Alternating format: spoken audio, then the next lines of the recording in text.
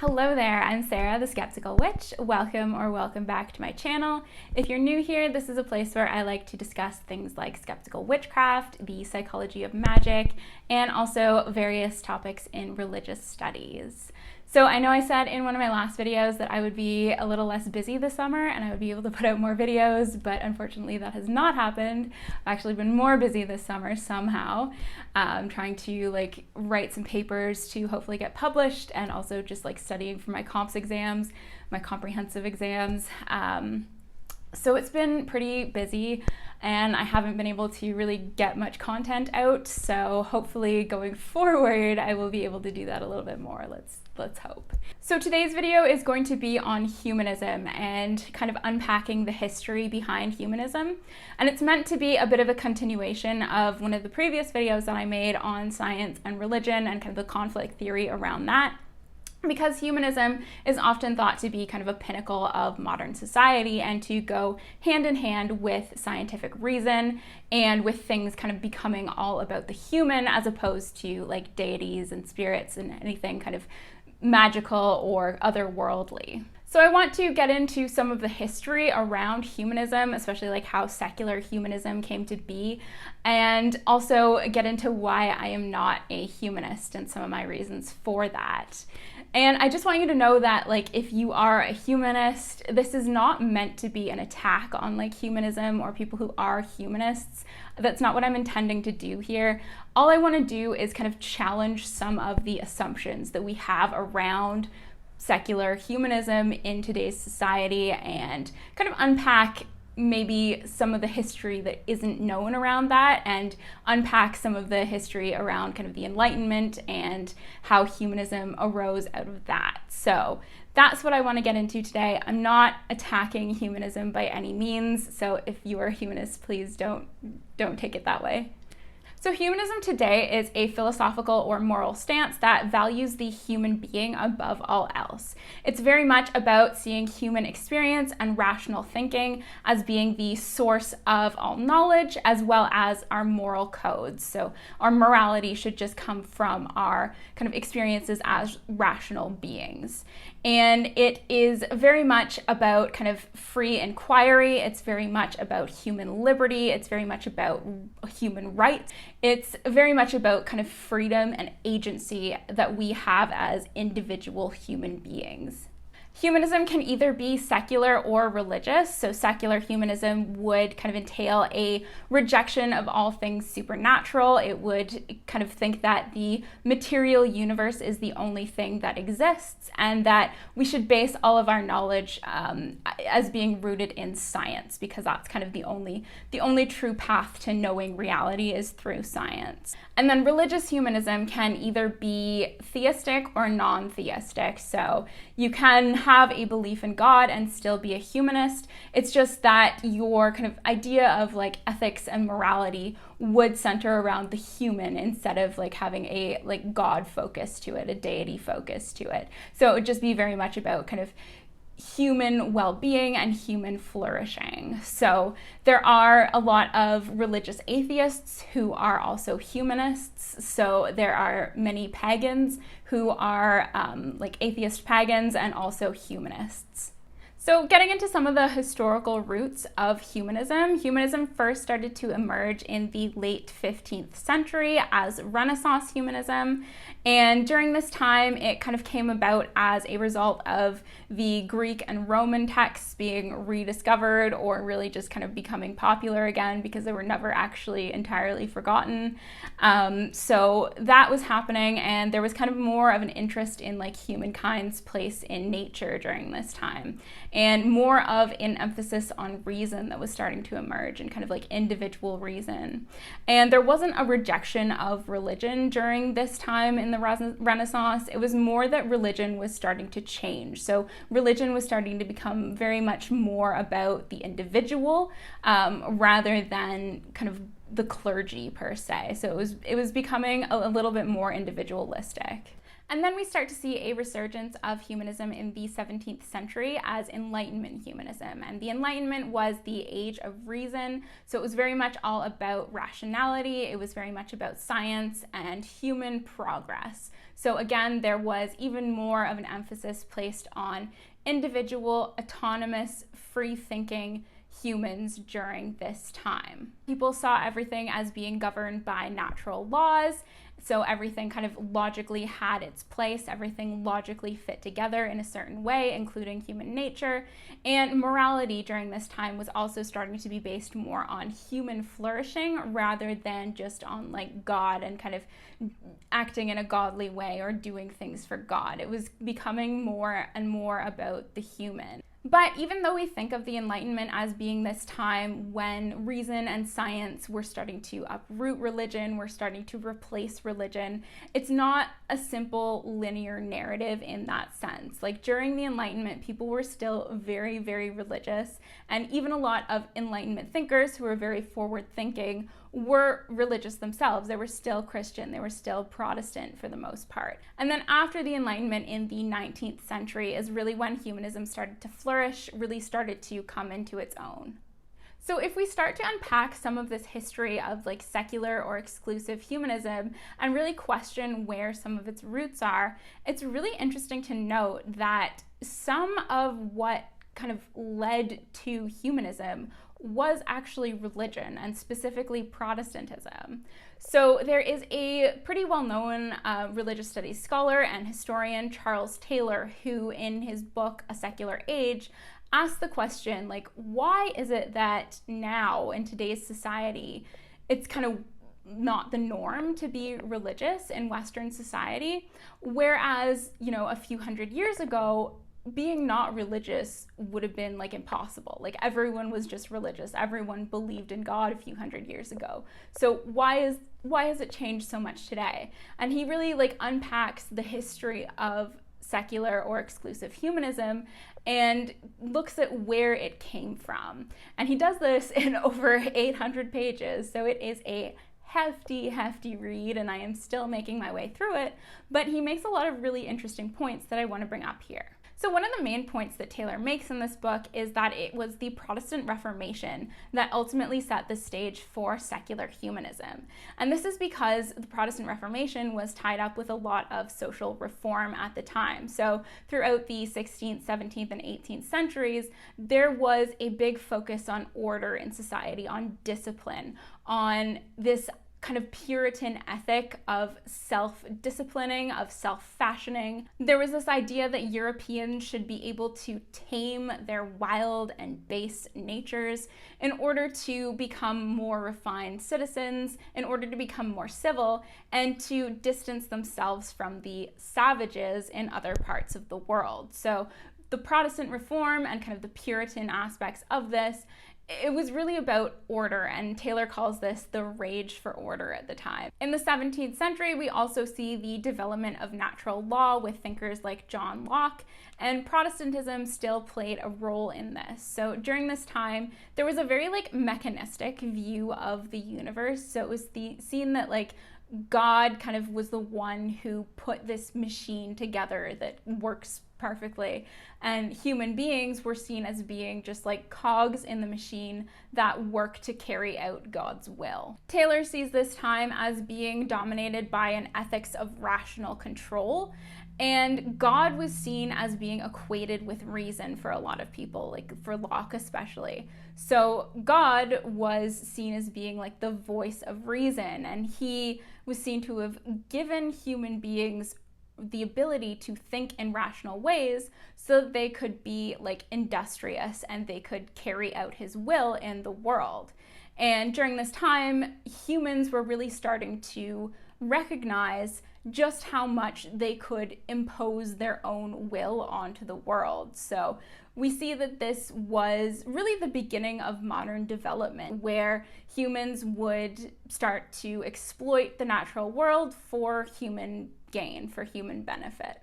René Descartes was also writing during this time, so from that we get like the infamous Cartesian dualism, the idea that the mind and body are separate from one another, the kind of mind-body problem that emerged out of that.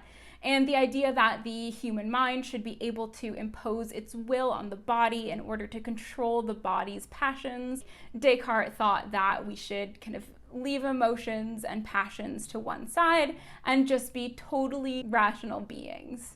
So during this time, Taylor argues that people were becoming increasingly disembodied, disenchanted, and disembedded from the world. So disembodied because they were becoming increasingly disconnected from their own bodies and from other people's bodies and other bodies in the world.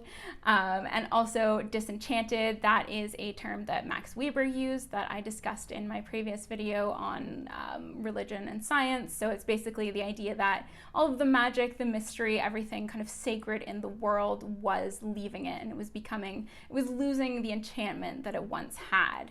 And then disembedding is a term that Taylor uses to discuss how basically humans were cutting themselves off from the world. They were cutting themselves off from other people. They were becoming increasingly individualized. The individual was being valued more than the collective. And also because as human beings gained more knowledge about the natural world, the more that they gained control over it. And control and mastery are things that ultimately distance us from the world because they place us above the world and create a kind of a gap, a separation between humans and the rest of nature.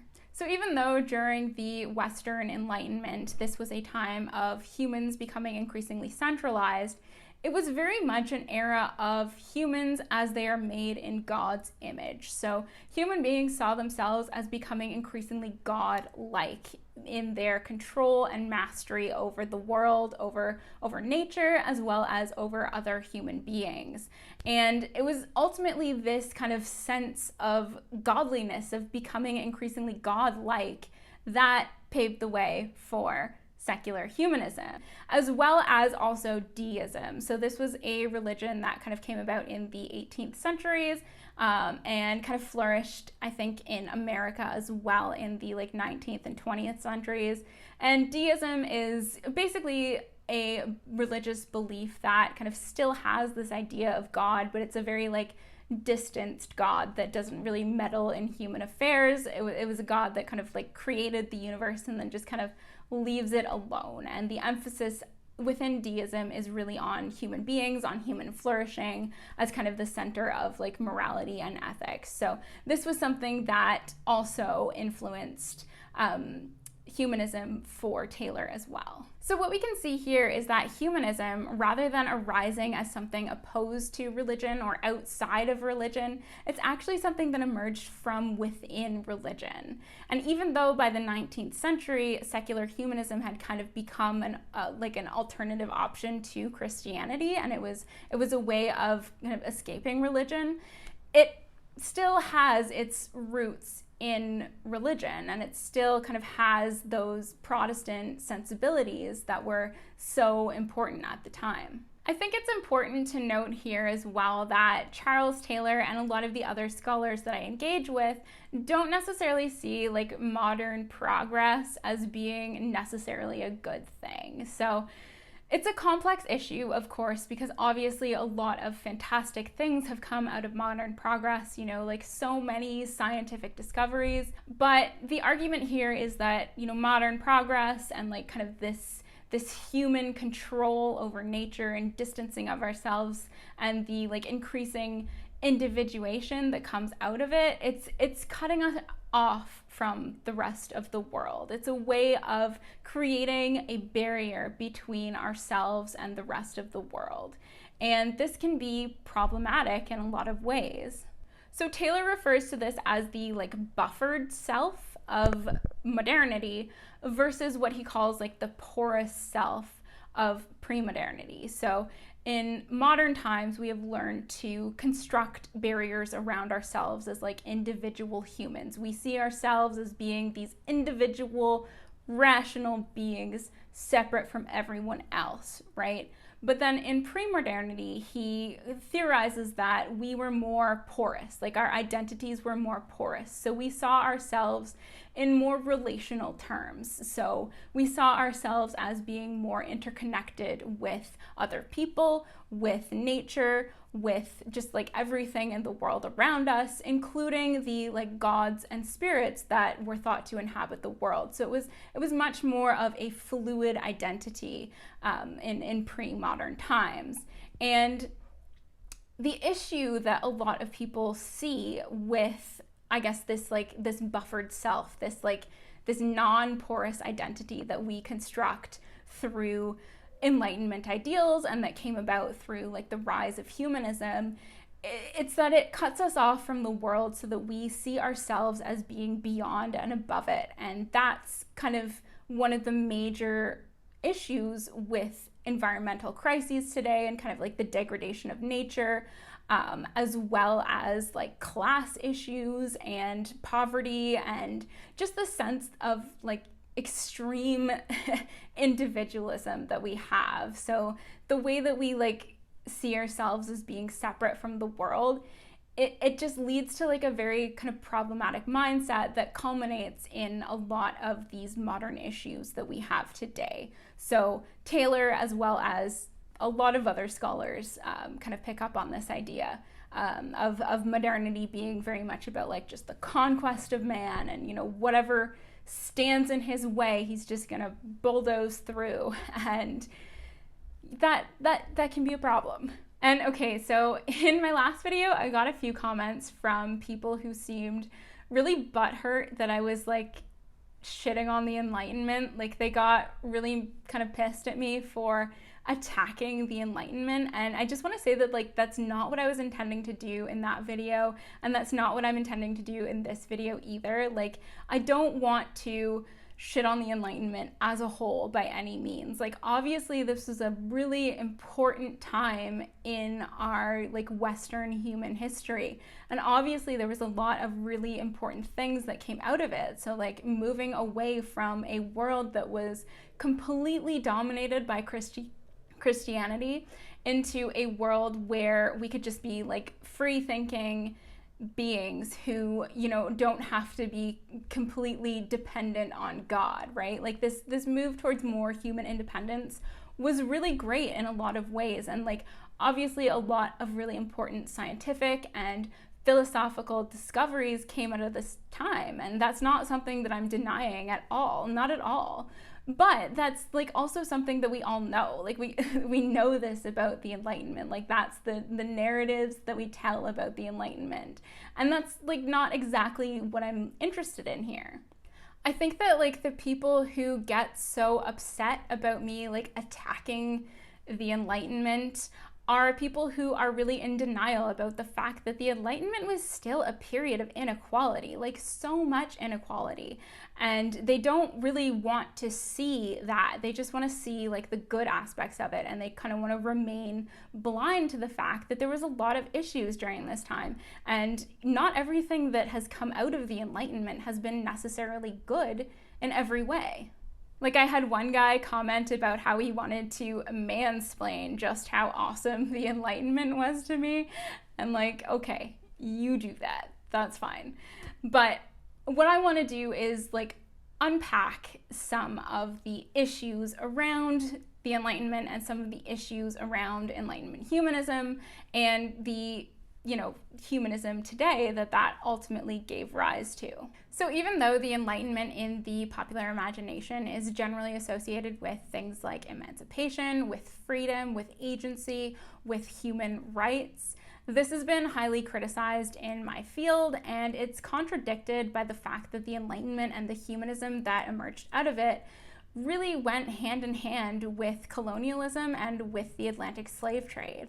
So in an article by Vincent Clement, he discusses how the human rights that came about during the Enlightenment were really a myth of human rights. They were human rights that were never actually intended for all human beings. Really, they were just meant for the white, property-bearing European male, and that's it. Everyone else was kind of excluded from the category of a rights-deserving human being. So it was a period of increased equality, but it was only a period of equality for a select worldview. And this is something that I talked about in that previous video, but I think it is worth reiterating here because it is pretty important. So anthropologist J. Brent Crossan has also written about how during the 18th century and the rise of the slave trade, the sub-Saharan African man or slave was generally used as like a foil for the construction of the man of reason that came out of the Enlightenment. So this age of reason that the Enlightenment gave us was really built on racism, and it was really built on opposing Europeans and their kind of reasonable, rational sentiments to Africans and what they saw as being African superstitions and African religions. So there are huge contradictions between the Enlightenment thinkers and their kind of proclamations of universal reason and the fact that they engaged in the slave trade. So even though there were some Enlightenment thinkers who did actually speak out against slavery during the time, that was kind of the exception and not the norm. So a lot of Enlightenment thinkers who were talking about universal rights, they were benefiting from the slave trade in one way or another. And then in the 19th century, when humanism was really flourishing, this was also the height of racism in the West. So humanism and the idea of the human during this time was constructed in opposition to those who were considered less than human or non-human. So this included women and queers and disabled people and just anyone who didn't kind of fit that norm of the white European Western male. They were considered non-human and not deserving of human rights. And this idea of the non-human as opposed to the human was used to justify things like the colonization of indigenous lands and the killing of indigenous peoples in North America and other places in the world, because they were seen as being less than human. Their lands were seen as being empty. It was seen as being terra nullius because they were not considered to be civilized, rational human beings. They were not given the same kind of qualities of reason that the white man was given at the time. So it was seen as being fine to take their lands. What's really horrible is that indigenous peoples during these times were also put into human zoos in the West and made out to be attractions because they were seen as being animals and not seen as being fully human, which is absolutely atrocious. And what justified this was scientific racism that really came out of the science of the Enlightenment, and which is obviously terrible and it's disgusting and obviously not something that we ascribe to today. But this is part of the legacy of the Enlightenment and part of the legacy of the humanism that came out of it. And I think it's just important to recognize that. So even though humanism today is very much about the freedom and agency of all people, of all human beings, it still has these roots that are very racist, that are very sexist, ableist, all those things. And it's just not something that I can get behind, Just to be clear, I am not by any means trying to say that all humans today are racist or sexist or whatever. That's not at all what I'm trying to say. I don't think that at all. I know humanists who are absolutely wonderful people doing great things. I don't think that humanism today is the same as Enlightenment humanism by any means, but I just want to point out some of the history there and kind of get into the history that we maybe don't really think about when we think about humanism. So why then am I not a humanist? I will admit that it is partially because of this history, because it is only relatively recently that all humans have actually been considered to be human under the kind of values and ideals of humanism. So that is partially the reason why I don't call myself a humanist.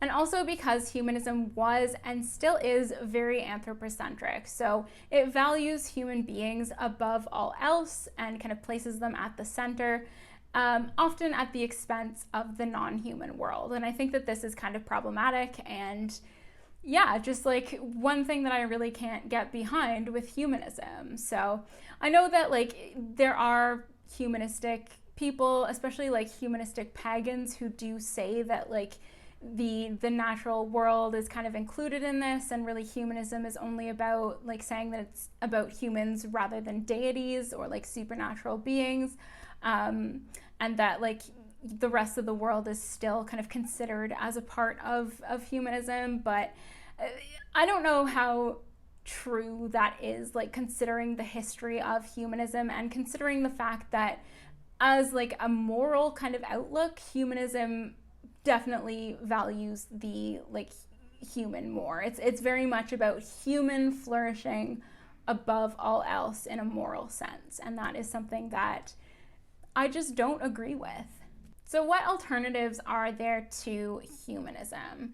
One is posthumanism, and I consider myself to be something of a post-humanist, both kind of academically, theoretically, as well as spiritually. It's something that I've kind of incorporated into my like wider worldviews beyond just like academia.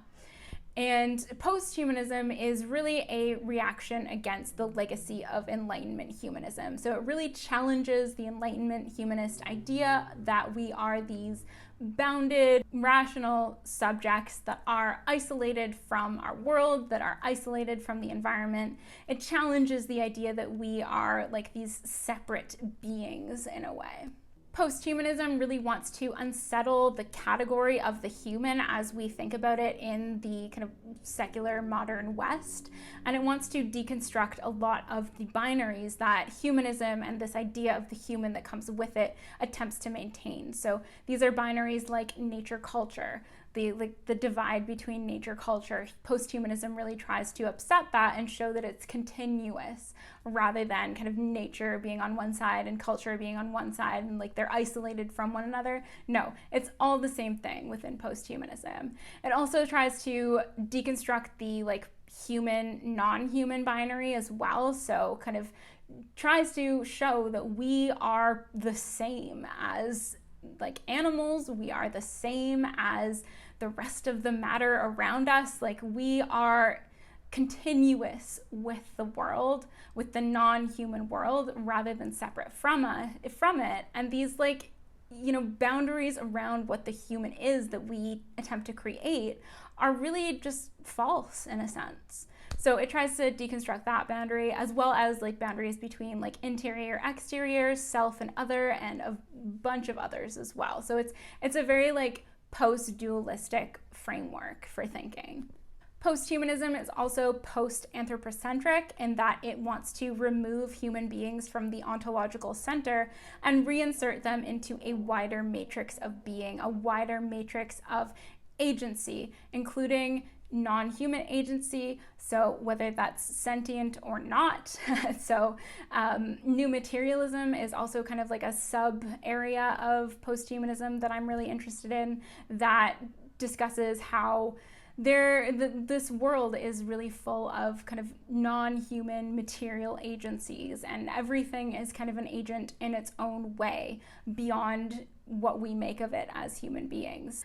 So posthumanism sees us as being not like these isolated, alienated individuals, but rather sees human subjectivity as being multiplicitous, as being relational, as being co-constituted by human and non-human others. So it's very much about like interconnectedness with the rest of the world, and kind of understanding that we are not these like isolated beings that humanism really makes us out to be.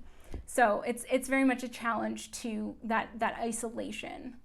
And it's also connected to like environmentalism and ecology as well. So it's very invested in recognizing the damage that we have done through our ideas of progress. And it's really critical of like Enlightenment ideas of progress and kind of the legacy of that we still see in today's world. This idea that like man is meant to be the like dominator and meant to conquest nature and, you know, all that kind of stuff. That's really what post-humanism is really invested in challenging. So like literally any theory out there, post-humanism has been met with considerable critique, and I do think that that is really important to take into consideration. So for one, people argue that, you know, we shouldn't be thinking about like post-humanism. We should just be expanding the definition of humanism. And well, I think that there are like some valid points there.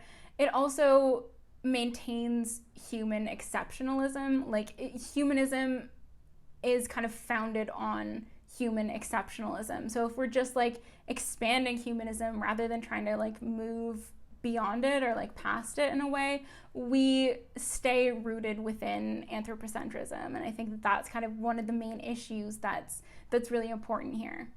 Another issue is that posthumanism has been critiqued for its universalizing tendencies that it sometimes has. So in kind of focusing on like moving beyond the importance of the human, the centrality of the human, posthumanism has often been accused of glossing over like important differences between human beings. So like glossing over like racial and cultural differences and kind of the issues that arise from that, and kind of lumping all human beings together in a sense. This is something that I agree with actually, and that my own like work is kind of dedicated to picking apart and like deconstructing and like moving post-humanism away from, I guess. Like this is something that I realize is a problem within the field, and I think that we need to move beyond, and we need to address, and we need to be taking difference into account, because difference remains important.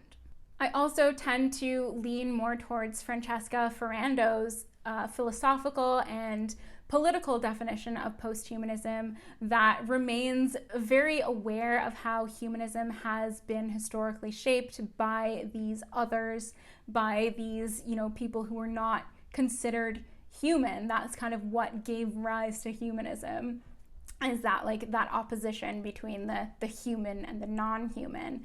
And she thinks that post-humanism should be very much invested in giving voice to these non-human others. So like these people who were not considered to be human in the past, post-humanism should be dedicated to elevating their voices. And that's something that I agree with wholeheartedly, and something that I try to bring forth in my own research as well. And I'm also drawn to Julieta Singh's notion of dehumanism, which is very similar to post-humanism, but that has a specifically like decolonial kind of element to it. So it's very much invested in decolonization and processes of moving out of colonial frameworks that still remain within our Western society today.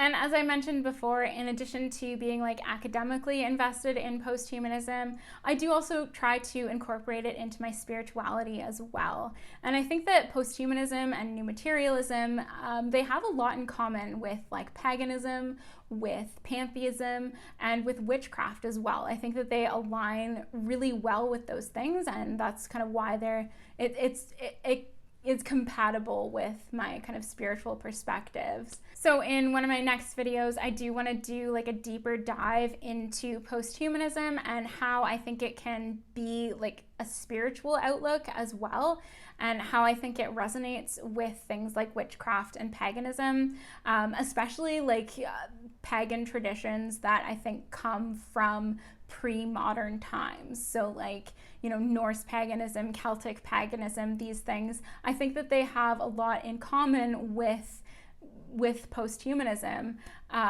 because they come from a time before humanism. They come from like a pre-humanist point in time. And I think that like the connections between post-humanism and pre-humanism are really interesting. So that's something that I kind of want to get into more in one of my next videos. Also, I just wanted to give a shout out to Ocean Keltoy for sharing my last video that I had done on religion and science and the kind of conflict theory that the new atheists uphold. So thank you for that. If you're here from Ocean Keltoy, if he sent you over here, welcome. Hello, I'm glad to have you here. Thank you so much for watching my content. Hopefully you enjoy it, and hopefully there is something for you that you might find enjoyable in my next video, because I do want to get a little bit into kind of Old Norse paganism there when I'm kind of looking at post-human spirituality. And to everyone, thank you so much for watching. As always, if you have any thoughts on humanism, if you want to kind of take up any of the points that I discussed here, please leave me a comment down below. I love reading your comments, and yeah, I love the ways that you kind of contribute to this discussion. So thank you so much for that, and have a wonderful, magical day. I'll see you next time.